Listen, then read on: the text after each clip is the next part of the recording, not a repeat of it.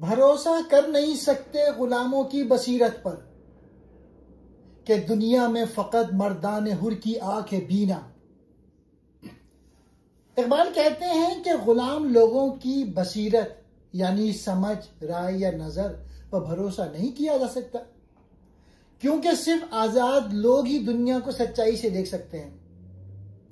غلام انسان اپنی سوچ خود نہیں رکھتا، وہ دوسروں کے خیالات، طاقتوں یا مفادات کے تابع ہوتا ہے، اس لیے اس کی نگاہ محدود اور سوچ کمزور ہوتی ہے، جبکہ آزاد انسان یعنی مرد حر خود سوچتا ہے، اس کی نگاہ میں حقیقت کو پہچاننے کی طاقت ہوتی ہے۔ اقبال کا مقصد صرف سیاسی غلامی نہیں بلکہ ذہنی اور فکری غلامی کی طرف بھی اشارہ ہے۔ وہ کہتے ہیں کہ جو قوم اپنی سوچ دوسروں پر چھوڑ دیتی ہے وہ کبھی سچ، انصاف یا ترقی کو نہیں سمجھ سکتی۔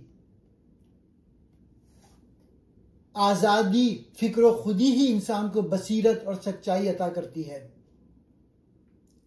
جو انسان یا قوم غلام ہو اس کی آنکھیں دیکھتی تو ہیں مگر سمجھتی نہیں۔ سچی بصیرت صرف آزاد، خوددار اور غیرت مند لوگوں کے پاس ہوتی ہے۔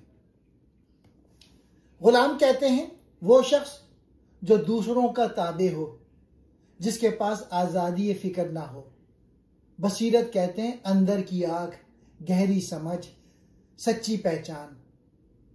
مردان حر کہتے ہیں آزاد انسان کو، خوددار اور غیرت مند انسان کو۔